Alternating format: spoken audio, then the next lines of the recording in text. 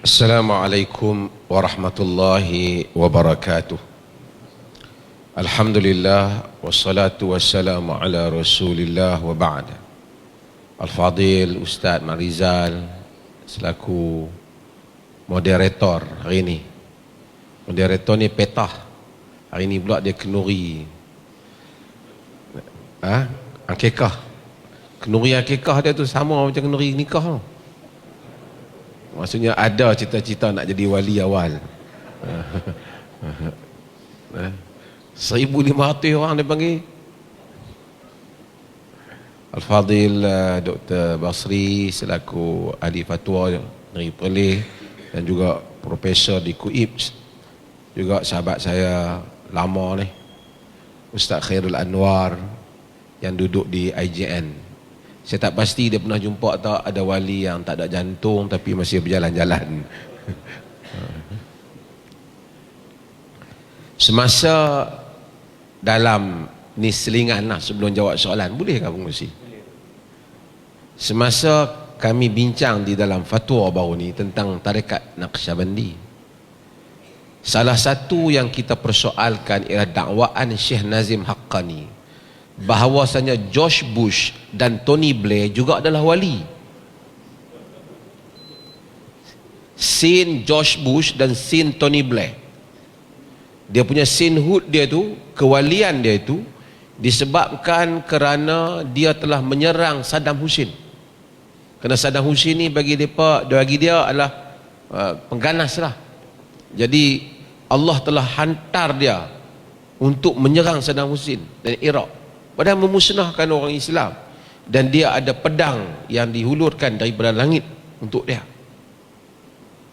Macam mana George Bush yang mengebom Iraq dan Tony Blair dah jadi wali? Pun begitu, pengikut dia yang mari itu mempertahankannya dengan makna tertentu bagi wali ini. So kita ada confusing benda tu, perkara-perkara yang mengelirukan kita tentang dakwaan dia. Saya nak balik sikit perkara-perkara pelik. Sebelum tu saya nak ambil poin Dr. Basri. Dahulu yang digunakan di dalam Al-Quran dan Sunnah, selain daripada perkataan wali ataupun awliya, perkataan yang lebih utama yang menjadi tajuk ialah perkataan salih, iaitu as-salihin. Sebab tu doa Allah cerita tentang Nabi Ibrahim alaihissalam, wa innahu fil akhirati laminas salihin, dia di akhirat kelak termasuk di kalangan orang saleh. Dia tak sebut termasuk kalangan wali, termasuk kalangan saleh. Tawaffani muslima wa alhiqni bis salihin, kata Nabi Yusuf, matikan aku sebagai seorang muslim, masukkan aku di kalangan orang yang saleh.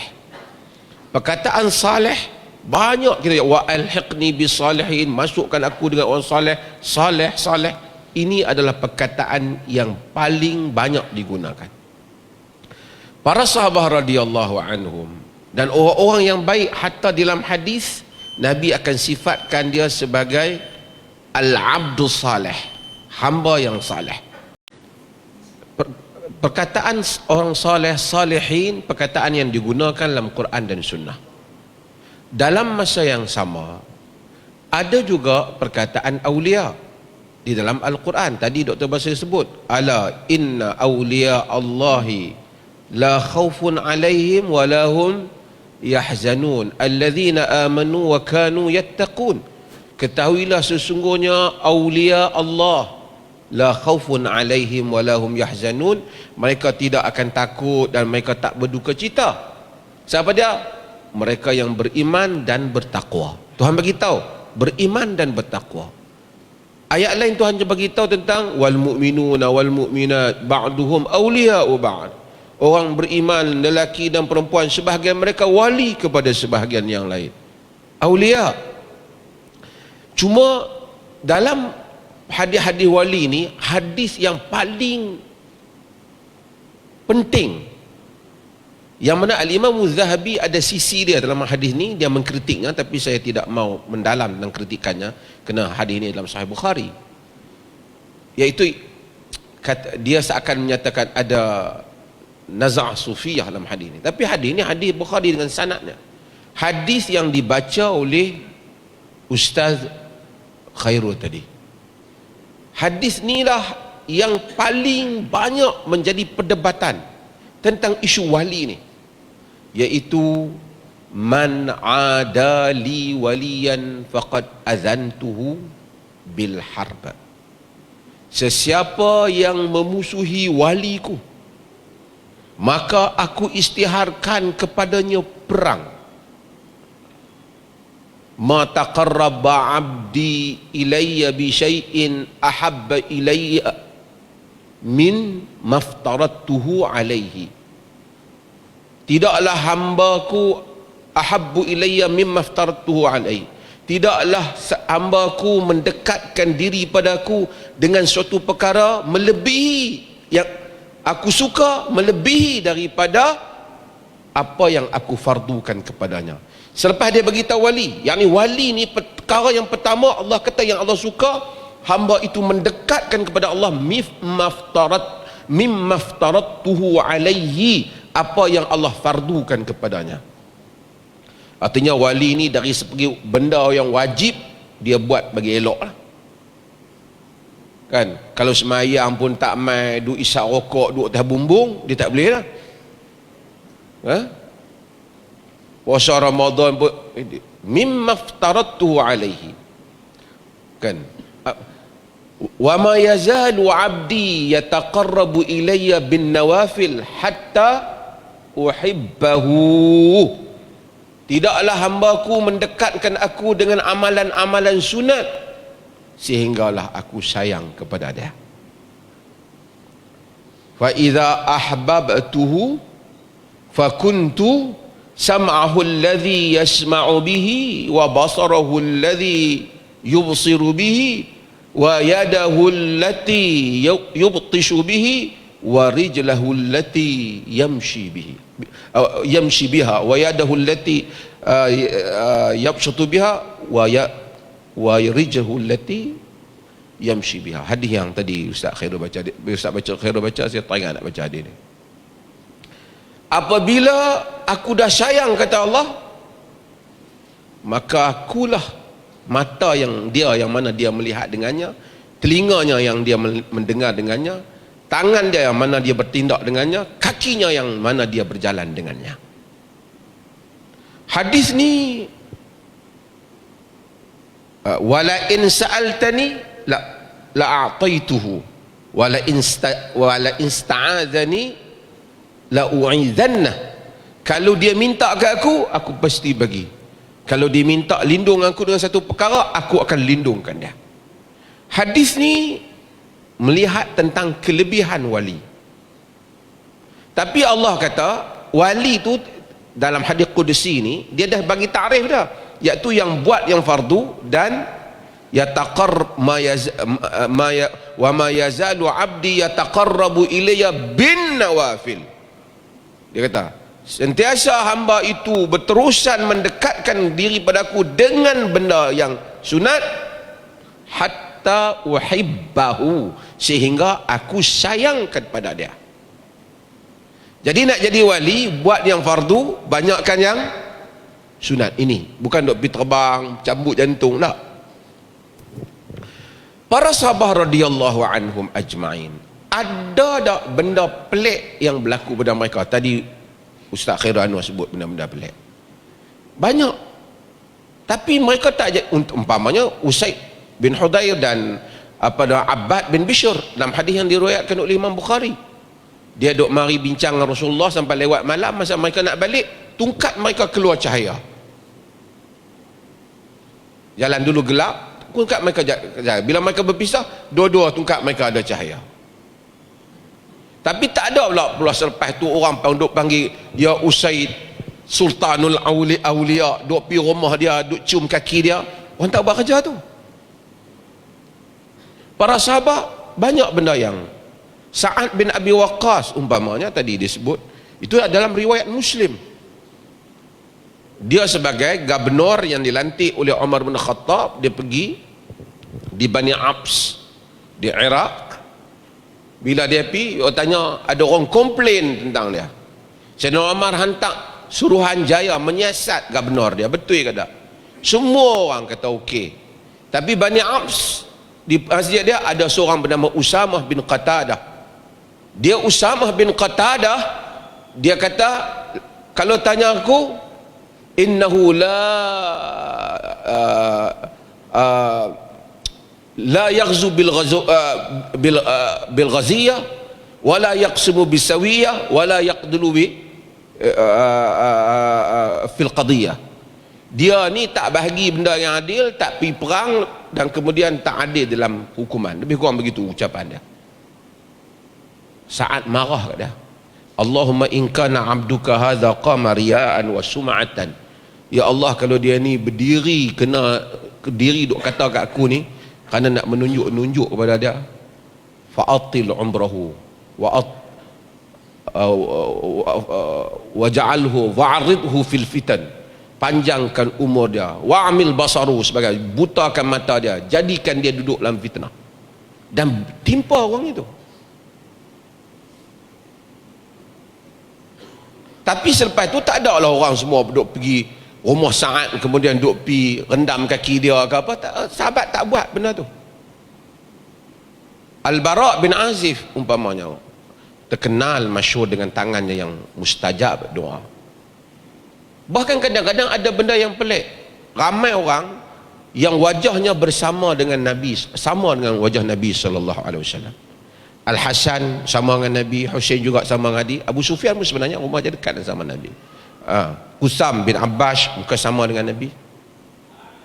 Tapi ada seorang muka dia bukan keturunan Nabi, bukan darah daripada Bani Hashim, muka dia sebiji macam Nabi. Dia tabi'i, iaitu Kabis bin Rabi'ah bin Malik, terkenal. Dia punya sama muka dia macam Nabi, sampai timbul fitnah di kalangan orang tu. Betul ya bukan macam Nabi. Orang bercakap tentang dia. Apabila Anas melihat Kabis, Anas ni khidmat dengan Nabi, 10 tahun duduk dengan Nabi, siang malam pagi petang, mata Anas paling banyak melihat Nabi. Terkejut Anas tengok Kabis, peluk Anas, peluk dia, sebab rupa sama macam Nabi. Dia bukan keturunan Nabi. Bila berita ni sampai pada Muawiyah, Muawiyah kata, bawa dia mari pada aku. Muawiyah duduk di singgasana dia, di kursi pemerintahan dia lah kan. Habis masuk, Muawiyah terkejut, Muawiyah terjun turun, pi cium dari antara kedua mata dia, sama muka macam Nabi. Muawiyah buat potongan tanah bagi kat dia, sama macam Nabi itu. Dia tabi'i. Tak adalah orang pas tu duduk pergi buat ajaib. Padahal itu antara kejadian-kejadian yang berlaku di kalangan masyarakat sahabah radhiyallahu anhum. Bila benda ni mai, yang pelik-pelik ni mai apabila orang mula nak menggunakan title wali ni pasal nak dapat benda lain. Semua orang nak dakwa dia punya kelebihan, terutama nak dakwa benda pelik-pelik berlaku. Saya tengok buku Pak Dr. Basri, Syekh Abdul Rahman Dimashqiyah. Saya tengok, saya teringat dalam sejarah Al-Imam Ibn Kathir sebut dalam Al-Bidayah wa Nihayah, pada zaman Abdul Malik bin Marwan, ada satu orang yang dinamakan Al-Haris bin Abdul Rahman Ad-Dimashqi. Bukan dia ni lah. Tengok buku tu teringat buku apa ni. Dia mendakwa sebagai karamah dan buat benda-benda pelik sampai orang jadi ikut dia. Dia boleh buat nampak orang berkuda terbang di udara. Sebab itu maka mula para ulama selepas zaman itu dan kemudian menyatakan apa dawabit wali ni. Sebab tu kita tengok kalam hatta di kalangan ulama-ulama sufi, kalam, idza ra'aita rajulan yatiru fil hawa fala taghtar illam yakun muwafiqan lil kitabi wasyunnah. Jika kamu melihat orang terbang di udara, jangan kamu terpengaruh jika tidak sama dengan kitab dan sunnah. Tapi dalam masa yang sama, macam tadi, kita tak boleh nak nafikan tentang karamah ni. Maka Ustaz KA sebut tadi tentang buku Ibn Taymiyah rahimahullah. Oh, dengar bapak tu Ibn Taymiyah lagi. Dengarlah nak sebut dulu Ibn Taymiyah kata apa. Wa min usuli ahli sunnati wal jamaah. Ustaz Khairul Anwar yang duk baca kitab ni, ana jarang baca ni. Macam mana? Ibn Taymiyah kata, wa min usuli ahli sunnati at-tasdiq bi karamatil awliya wa ma yujri Allahu ala aydihim min khawariqil adat. Betul? Daripada iman pada usul ahli sunnah itu membenarkan karamah awliya dan apa yang Allah jadikan daripada perkara-perkara yang keluar daripada tabiat kebiasaan berlaku di tangan awliya, keluar daripada tabiat kebiasaan berlaku di tangan awliya. So kita agree adanya wali, iaitu orang yang beriman yang saleh, dan adanya benda-benda luar biasa. Sebesar-besar karamah yang ada pada orang, yang disebut oleh para ulama ialah apa dah? Al-istiqamah, tegak di atas jalan hidayah, tu karamah. Bukan tunggu terbang tu. Sebab tu orang macam Bilal, tu karamah. Para sahabah karamah. Minal mu'minina rijalun sadaqu ma ahadullah alaih faminhum man qada nahbahu wa minhum man yantazir wa ma baddalu tabdila. Minal mu'minina rijalun sadaqu, di kalangan orang mukmin ada yang rijalun sadaqu ma ahadullah alaih, apa yang mereka janji pada Allah. Faminhum man qada nahbahu, di kalangan mereka ada yang telah menyelesaikan janji mereka. Wa minhum man yantazir, di kalangan mereka ada yang masih menunggu. Wa ma baddalu tabdila, mereka tak tukar janji mereka sampai mati. Itu adalah karamah. Tapi karamah ni tak bersyok cerita ni. Dia mesti karamah yang nampak grand sikit, jadi lain. Yang lain ini kita tak nafi berlaku di tangan awliya, tapi berlaku juga di tangan orang yang dusta. Karena dia bukan saja ada karamah, ada istidraj, ada yang disebut sebagai ahwalu syaitaniyah. Ahwalu syaitaniyah, keadaan yang mana syaitan bagi. Itu yang kita tengok kadang-kadang belajar silat apa, boleh jurus orang, takkan karamah setiap kali main jadi karamah. Dia kata baca ayat Quran ni kan, fahum la yarji'un, la yarji'un, tak baca jadi. Ahwal syaitaniyah, ahwal syaitaniyah, syaitan di sebalik hal itu. Cuma yang saya nak sebut, Ahlus Sunnah wal Jamaah, walau macam mana pun dia tengok orang tu soleh, wali tadi, dia tak gulu, macam yang kita kata, tak gulu. Seperti Al-Imam Tahawi kata dalam Al-Aqidah Tahawiyah, wala nufaddilu ahadan minal awliya'i ala ahadin minal anbiya. Tu Al-Aqidah Tahawiyah. Semua baca, mereka pun setuju Aqidah Tahawiyah sebagai Aqidah Ahli Sunnah. Dan kami tidak mendahulukan seorang pun di kalangan wali ke atas seorang pun di kalangan Nabi. Nabi lebih tinggi lagi, Nabi tinggi. Jadi Ahli Sunnah tak melebihkan wali daripada. Kalau lebih tu bukan Ahli Sunnah. Khumaini tulis buku dia Al-Hukumatul Islamiyah, wa min darurati madhhabina anna li a'immatina maqaman la yasilu ilaihi malakun muqarrab wala nabiyyu mursal.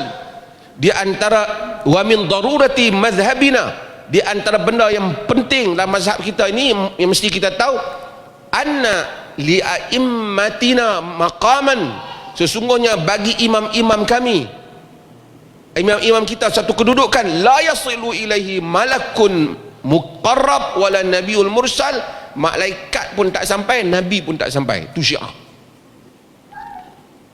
Yang ni, yang duk main ni nak lebihkan wali. Wali jadi lebih lagi daripada nabi. Sebab tu katakanlah, contohlah nak panggil, boleh tak boleh satu perbahasan lagi. Depa tak mau panggil ya nazim, ya wali sekian-sekian, ya wali Syekh Noh, apa lagi. Kenapa depa tak panggil, kalau betul-betul panggil ya Musa, ya Isa, ya Yusuf? Siapa tak panggil? Panggil ni tak ada ni. Kalau panggil ni macam biasa ya, kita panggil dengan wali yang geng kita. Kenapa tak panggil Abu Bakar? Kenapa tak panggil Omar? Itu lagi ketua para wali, lagi tinggi wali kewalian mereka, Abu Bakar dan Omar. Para sahabat Nabi depa tak panggil. Yang panggil semua syekh tarikat depa, aliran tarikat mereka. Kenapa mereka khususkan tarikat mereka? Sebab kalau panggil sana, bagi saya kata showroomis lah. Yang ni Abu Bakar semua orang boleh panggil, nanti dia tak ambil melalui sanad kita pula, kita miss lah. Dia ada sectarian punya isu, ghulu.